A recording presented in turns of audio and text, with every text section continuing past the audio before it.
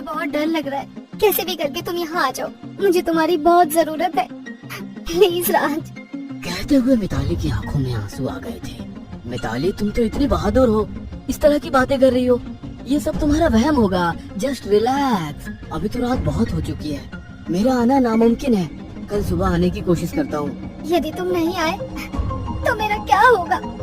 यदि मुझे कुछ हो गया तो? कहते हुए मिताली जोरों से चीखने लगी।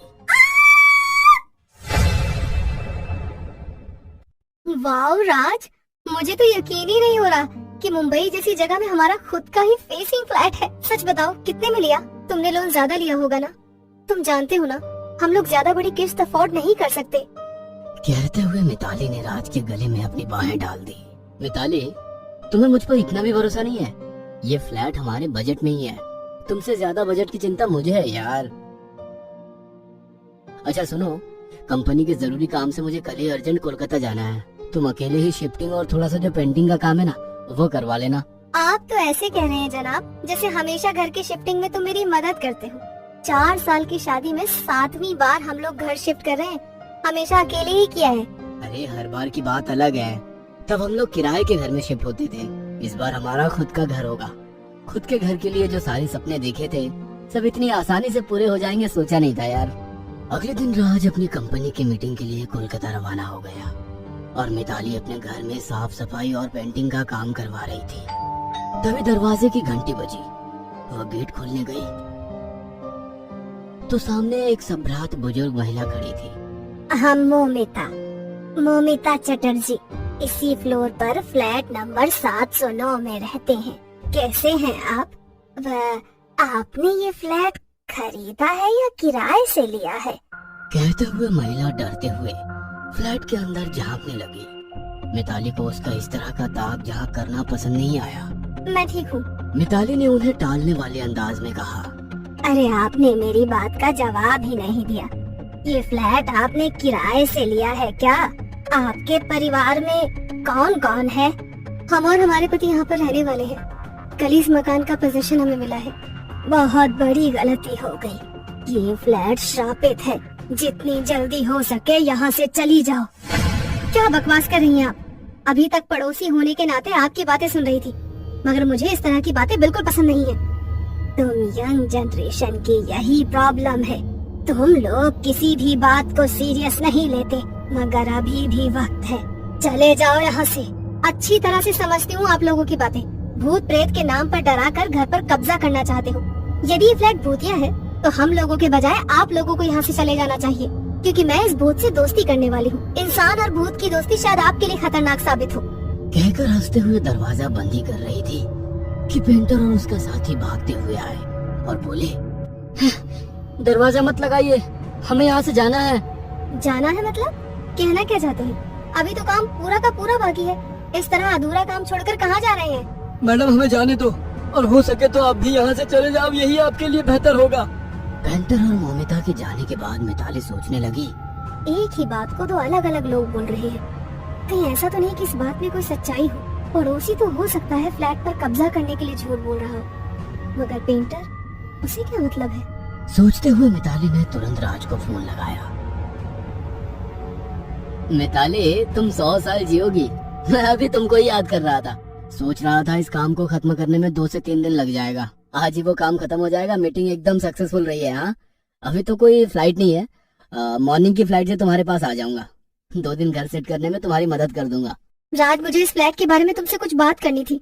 राज, हमें ये फ्लैट खाली करना ही होगा। अरे अभी घर में शिफ्ट नहीं हुई है और उसे खाली करने की बात कर रही हो?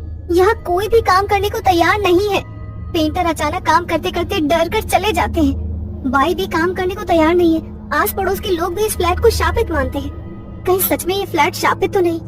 वरना इतने सस्ते दाम पर इतना अच्छा फ्लैट नामुमकिन है। अरे तुम भी ना पता नहीं क्या क्या सोच रही हो।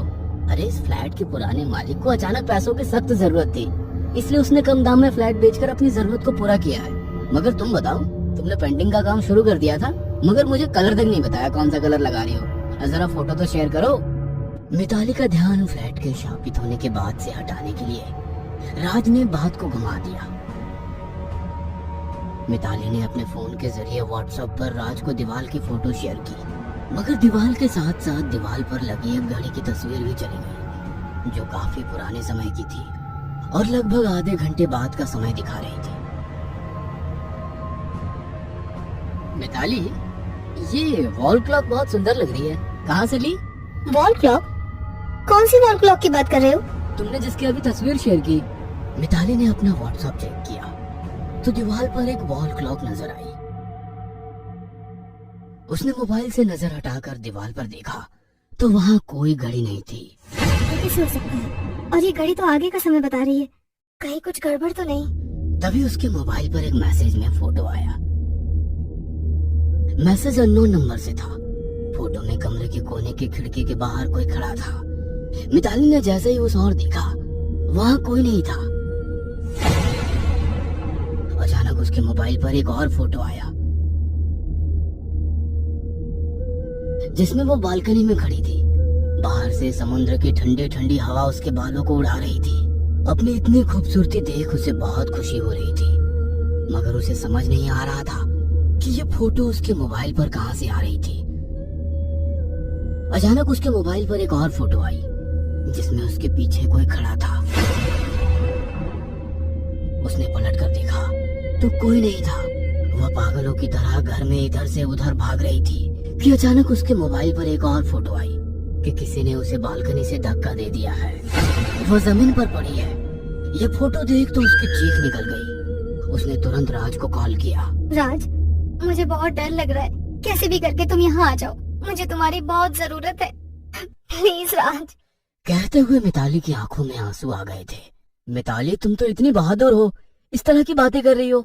ये सब तुम्हारा वहम होगा, जस्ट रिलैक्स। अभी तो रात बहुत हो चुकी है, मेरा आना नामुमकिन है। कल सुबह आने की कोशिश करता हूँ। यदि तुम नहीं आए तो मेरा क्या होगा? यदि मुझे कुछ हो गया तो? कहते हुए मिताली जोरों से चीखने लगी। मिताली, क्या हुआ? कुछ तो बोलो। राज, यहाँ पर सच में कुछ भी ठीक नहीं है, कुछ तो गड़बड़ है। मेरे मोबाइल पर एक के बाद एक फोटो आ रहे हैं। अभी तक तो मैं ये मजाक समझ रही थी, मगर अभी मैंने खिड़की के पास किसी को खड़ा देखा। कहीं ये सारी फोटो सच हो गई तो? मिताली, व्हाट रबिश, कुछ भी बकवास मत करो यार, ये कोइंसिडेंस होगा। आंखों देखी सच्चाई को कोइंसिडेंस का नाम देकर सच्चाई से मत भागो। दीवार पर घड़ी नहीं थी, मगर घड़ी फोटो में नजर आ रही थी। आधे घंटे पहले एक फोटो आया जिसमें कोई शख्स खिड़की के पास खड़ा था। मैंने उसे अब महसूस किया है। इसका मतलब इस घर में मेरे अलावा भी कोई है। राज, मुझे आकर बचा लो। कहीं ऐसा ना हो कि आखिरी फोटो भी सच साबित हो जाए। मिताली, तुम घबराओ मत, जितनी जल्दी हो सके वहाँ से निकल जाओ। इतनी रात को कहाँ जाऊंगी? अरे अड़ोस पड़ोस कहीं भी चले जाओ, मगर ये घर छोड़ दो। मिताली राज की बात मानकर घर से निकलने की कोशिश करती है, मगर घर का लॉक नहीं खुल रहा था।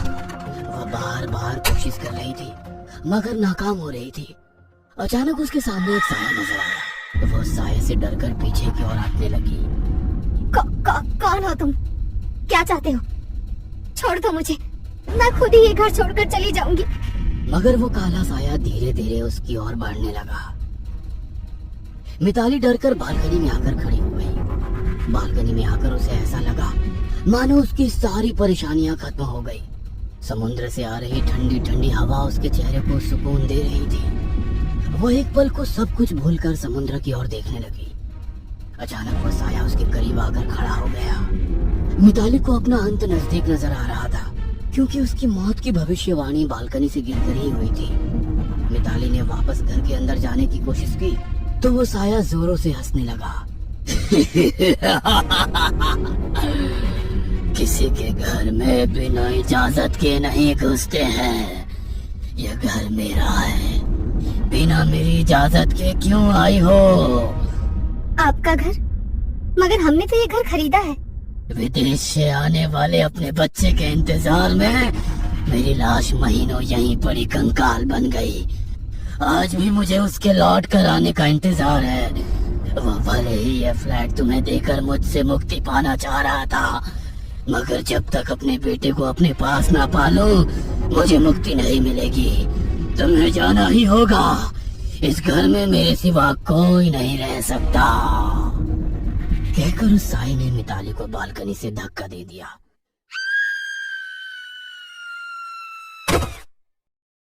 कुछ देर के बाद मिताली ठीक वैसे ही नीचे जमीन पर मरी पड़ी थी जैसा उसने अपने आप को फोटो में देखा था।